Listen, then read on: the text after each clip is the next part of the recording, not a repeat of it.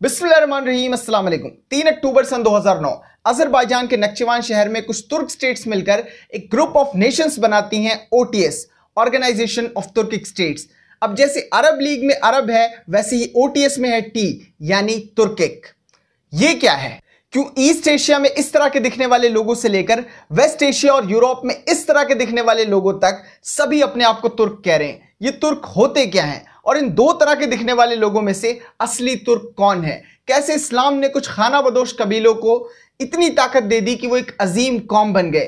कैसे इस्लाम ने तुर्क आइडेंटिटी को फॉर्म किया है? अगर इस्लाम की रस्सी कमजोर पड़ती है तो तुर्कों की वही हालत हो जाएगी जो इस्लाम से पहले थी, ये बिखर जाएंगे। प्रेसिडेंट रजब तैयब एर्दोगान और भी बहुत से तुर्क लीडर्स ये चाहते हैं कि ये जो पूरा तुर्किस्तान रीजन है इसको एक बार फिर से यूनाइट किया जा सके। क्या ये पॉसिबल है और अगर पॉसिबल है तो कैसे? ये सारी चीजें बहुत कॉम्प्लिकेटेड हैं, इन्हें एक एक करके समझेंगे।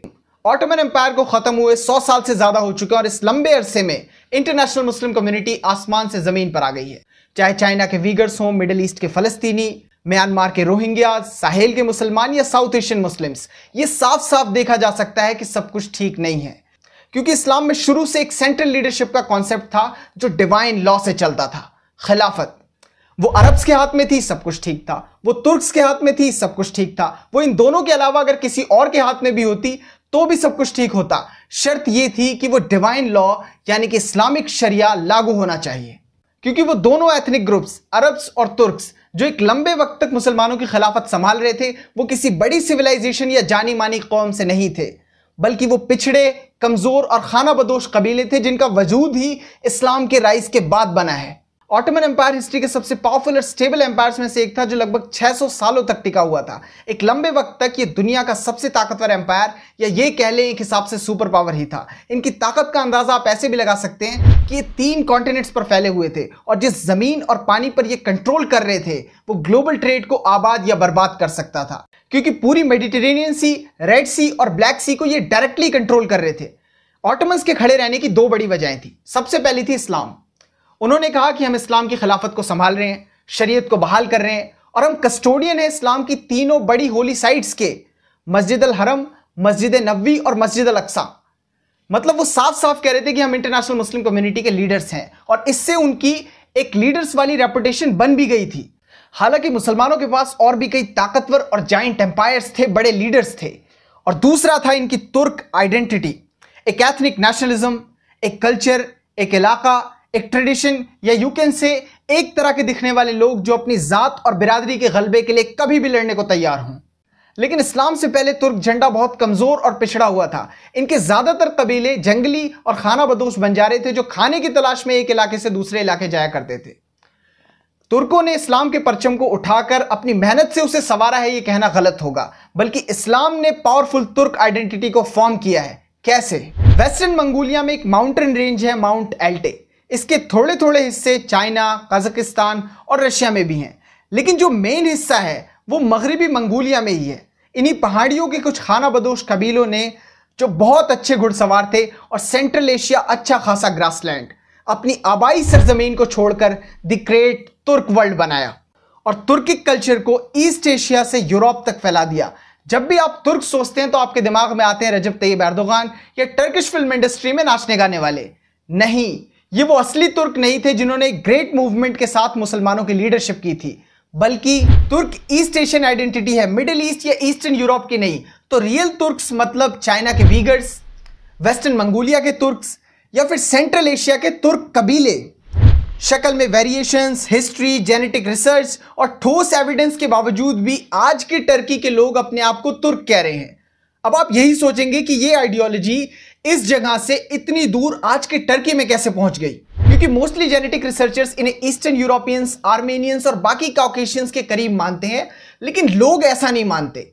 इसका भी रीजन है इस्लाम। जब अरब्स इस्लामी खिलाफत को एशिया के ईस्टर्न हिस्सों में फैला रहे थे तब मुसलमानों ने ट्रांसऑक्सियाना के तुर्कों को कलमा पढ़ाया। फिर ट्रेड और दूसरे जरियों से ये माउंट एल्टे तक पहुंच गया। ये तुर्क हिस्ट्री का सबसे बड़ा टर्निंग पॉइंट था। अब्बासी खिलाफत टाइबेटियन एम्पायर के साथ मिलकर चाइना की टैंग डायनेस्टी पर हमला कर देती है, क्योंकि टैंग्स ने अपना मकसद ये बनाया था कि वो पहले टाइबेटियंस को हटाएंगे, उसके बाद सेंट्रल एशिया में अपना इन्फ्लुएंस बनाकर वहां पर भी कब्जा करेंगे, और ये खिलाफत के लिए खतरनाक था। तो उन्होंने डिसीजन लिया कि टाइबेटियंस का साथ दिया जाए और पहले ही टैंग्स को हरा दिया जाए। यहां पर एक प्रॉपर जंग होती है, बैटल ऑफ तलास। लेकिन इस जंग में वीगर्स, जिनके पास उस वक्त एक बड़ा एम्पायर था और आज वो लोग अपने आप को तुर्क कहते हैं, उन्होंने अपने रीजनल राइवल टैंग डायनेस्टी का ही साथ दिया था, क्योंकि उन्हें यह डर था कि अगर खिलाफत ईस्ट में स्ट्रांग होती है तो वो टैंक्स के बाद हमारे लिए एक बड़ा खतरा बन जाएगी। इसलिए ना चाहते हुए भी उसने टैंक्स का साथ दिया। लेकिन इस जंग का नतीजा यह हुआ कि खिलाफत जीत जाती है और दो बड़े फायदे होते हैं। पहला, चाइनीज एक्सपेंशन सेंट्रल एशिया में रुक जाता है, और दूसरा, इस्लाम को पहुंच मिल जाती है डीप सेंट्रल एशिया और चाइनीज टेरिटरी में। अब मैंने आपसे कहा कि तुर्क आइडेंटिटी इस्लाम से पहले कुछ नहीं थी, लेकिन बात इतनी सीधी नहीं है। तुर्क का लिटरल मतलब होता है गैदरिंग, इकट्ठा होना या फिर मुत्तहिद हो जाना। अपने नाम के मतलब से ही साफ है कि कुछ कबीले और लोगों को जोड़ने की बात की जा रही है। अगर आप हिस्टोरियंस से पूछेंगे तो वो तुर्कों की हिस्ट्री शुरू करेंगे गोक तुर्क से या साइबेरिया में उनके मूवमेंट से। लेकिन गोक तुर्क सिर्फ अपने आप को तुर्क डिफाइन करते थे, बाकी लोगों को वो तुर्क नहीं मानते थे। मतलब ओगूज, वीगर्स, बासमिल्स, किर्ग्स, काजक्स, इन्हें वो अलग मानते थे, और ये ट्राइब्स भी अपने आप को अलग कहकर सिर्फ गोक तुर्क्स को ही तुर्क कहते थे। चाइनीज सोर्सेस और एंशिएंट किंगडम्स की हिस्ट्री में गोक तुर्क्स की आइडियोलॉजी साफ साफ मेंशन्ड है। गोक तुर्क्स का अपना एक पूरा एम्पायर था, लेकिन धीरे धीरे करके वह एम्पायर क्रैक होने लगता है, क्योंकि वीगर्स, ओगूज, बासमिल्स, ये कबीले गोक तुर्क एम्पायर के खिलाफ रिवॉल्ट कर देते हैं। गोक तुर्क एम्पायर खत्म हो जाता है, फिर एक नया एम्पायर दुनिया के नक्शे में आता है, जो 95 ईयर्स तक एशिया का एक बड़ा एम्पायर था, वीगर खानेत। लेकिन तब भी ये अपने आप को तुर्क नहीं कहते थे, क्योंकि उस वक्त भी तुर्क का मतलब सिर्फ लोगों को इकट्ठा करना या गैदरिंग था। वो गोक तुर्क्स करके चले गए थे।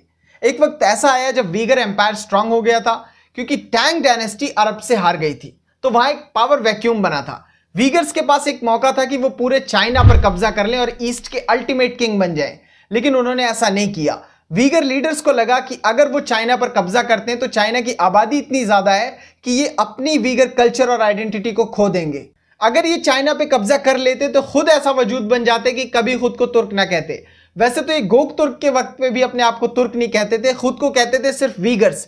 तो ऐसा क्या हुआ कि ये लोग अपने आप को तुर्क कहने लगे, अपने आप को सेम लैंग्वेज, फैमिली और कल्चर का मानने लगे, क्योंकि वीगर्स और मंगोलिया के बाकी सारे तुर्क कबीले जो यहां रूल करते थे वो जाकर मिले मंगोल्स, चाइनीज, टाइबेटियंस और बाकी सारे सेंट्रल एशिया के लोगों में। इसलिए वो ऐसे दिखते थे, east Asian, yellow face, small eyes people.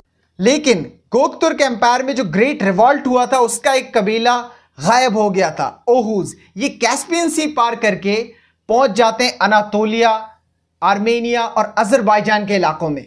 फिर बहुत से ईरान, इराक और आसपास के इलाकों में आकर बस जाते हैं। इसलिए टर्की और मिडिल ईस्ट के तुर्क्स ऐसे दिखते हैं, लेकिन फिर भी ये तुर्क्स हैं। इससे साफ है कि ये ना कोई एक रेस है, ना लैंग्वेज, ना कल्चर। ये डेवलप्ड होकर बना है मुस्लिम तुर्क्स के मूवमेंट की वजह से, उनकी कैंपेन की वजह से। अब यहां से शुरू होती है असली कहानी। जब ट्रांसऑक्सियाना रीजन में अरब्स और चाइनीज दोनों कमजोर पड़ जाते हैं तो एक नया तुर्किक मुस्लिम एम्पायर वजूद में आता है, गजनविद्स। ये जाइंट एम्पायर सेंट्रल एशिया का इस्लामाइजेशन करता है। उसके बाद एक कई तुर्किक रूट के मुस्लिम रूलर्स वजूद में आते हैं, महमूद गजनवी, तैमूर लंग, तुगरिल, चागरी, सतुक बुखरा। अब सेंट्रल एशिया में रूलर्स, जनरल्स, लोकल ऑफिसर्स और जितनी भी एलीट क्लास थी वो सब के सब तुर्क और मुसलमान दोनों थे। इन एम्पायर्स का मकसद था कि ज्यादा से ज्यादा लोग इस्लाम कबूल करें और पूरे सेंट्रल एशिया में इस्लाम सबसे बड़ा मजहब बन जाए। तो ये लोग छोटे से बड़े लेवल तक इस्लाम को प्रोपेगेट कर रहे थे और लोग इसके इन्फ्लुएंस में भी आ रहे थे। लेकिन जैसे ही कोई इस्लाम कबूलता वो उसी के साथ साथ तुर्क आइडेंटिटी और तुर्क कल्चर को भी अपना लेता।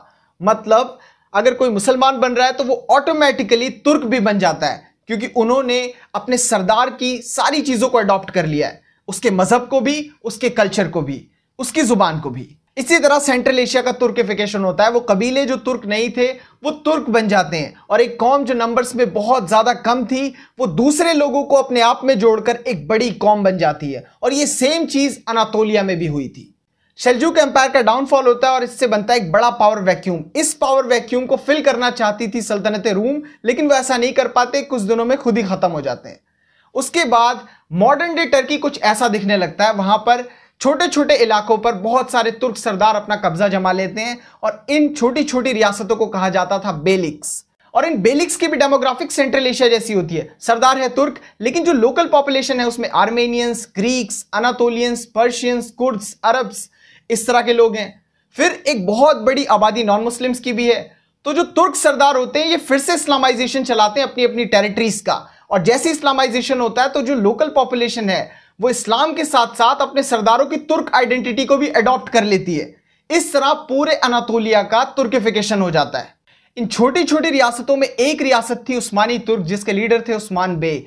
वो आसपास की सारी बेलिक्स पर कब्जा कर लेते हैं और एक ताकतवर एम्पायर, ऑटोमन एम्पायर की नींव रखते हैं, जो लगभग 600 सालों तक एक पावरफुल तुर्क इस्लामिक आइडेंटिटी थी। इसने बची कुची कसर भी पूरी कर दी और तुर्क आइडेंटिटी बहुत ज्यादा स्ट्रांग हो गई। इसलिए आप ईस्ट में चाइना के छिंजियांग से लेकर वेस्ट में यूरोप के बॉर्डर्स तक एक जाइंट तुर्किक वर्ल्ड देख सकते हैं, जो लाख डिफरेंसेस के बावजूद भी इस्लाम की वजह से एक है। और यही रीजन है कि मॉडर्न डे टर्की के तुर्क्स, जो कि जेनेटिकली मिडिल ईस्ट और ईस्टर्न यूरोपियंस से मेल खाते हैं, वो अपने आप को तुर्क कहते हैं।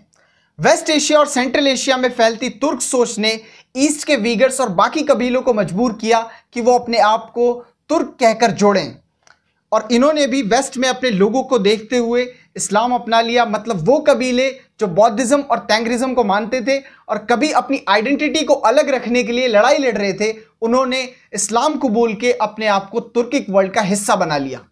इसलिए मैं कह रहा हूं कि तुर्क आइडेंटिटी मंगोलिया से निकलकर वेस्ट की तरफ माइग्रेट करने, इस्लाम के एक्सपेंशन और मुसलमानों की लीडरशिप करने की वजह से फॉर्म होकर आज की इंटरनेशनल तुर्किक कम्युनिटी, तुर्क वर्ल्ड या फिर ओटीएस को फॉर्म करती है। मतलब ये जो कुछ भी हुआ ये सेंट्रल एशिया के Turk Islamic empire, Iran, Afghanistan, Anatolia, Greeks, Armenians और जॉर्जिया के लोगों के इनमें मिक्स होने के बाद हुआ।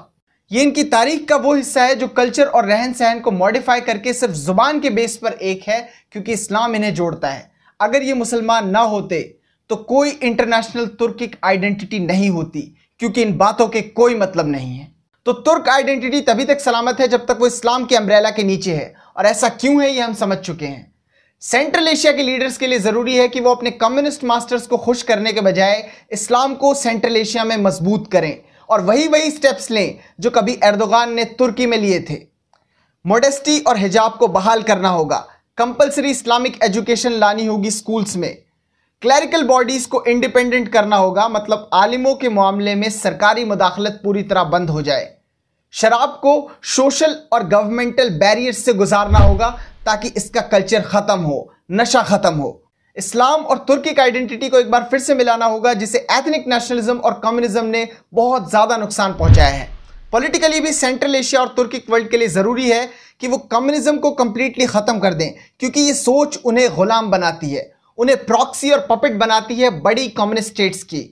चाइना में कम्युनिज्म है, रशिया में साइलेंट कम्युनिज्म है, और यही हाल तुर्किक स्टेट्स का भी है। यहां पर भी है लुका छुपा कम्युनिज्म। ये रशिया और चाइना को ये अथॉरिटी देती है कि वो सेंट्रल एशिया को अपने बाप की जागीर समझें। लेकिन अगर इस्लाम और तुर्क नेशनलिज्म एक बैलेंस के साथ ऊपर आता है तो सेंट्रल एशिया एक बार फिर से एक प्रॉस्पेरियस इस्लामिक सोसाइटी होगी, जहां से इमाम बुखारी और इमाम निसाई जैसे स्कॉलर्स आएंगे। एक नया पॉलिटिकल फोर्स वजूद में आएगा, या पुराने पॉलिटिकल फोर्स नए तरीके से वजूद में आएगा। सेंट्रल एशिया को आजाद और खुद मुख्तार सिर्फ इस्लामिक रिवाइवल ही कर सकता है, वरना ओटीएस के नुमाइंदे कितने ही बड़े तुर्क शहरों के बाजारों में जाकर घूम के खान पान करके आ जाएं, इसका कोई रिजल्ट नहीं निकलेगा। क्योंकि असली परेशानी पॉलिटिकल कम्युनिज्म है, जिसको ये अंधेपन की हद तक सपोर्ट कर रहे हैं। ओटीएस का मकसद क्लियर था, ये इस पूरे रीजन को मिलाकर तुर्क आइडेंटिटी और सोच के नाम पर इन्हें कॉमन इंटरेस्ट देना चाहते हैं, और अपनी फॉरेन पॉलिसी को भी एक कॉमन लेवल पे चलाना चाहते हैं कि हम सारे एक तरह सोचते हैं, हमारी ये सोच है, और ग्लोब पर ये सब मिलकर एक डोमिनेंस सा क्रिएट करेंगे। और ऊपर से ये अपनी ताकत दिखा रहे हैं कि हमारे पास है सेंट्रल एशिया, जाइंट और रिसोर्स रिच।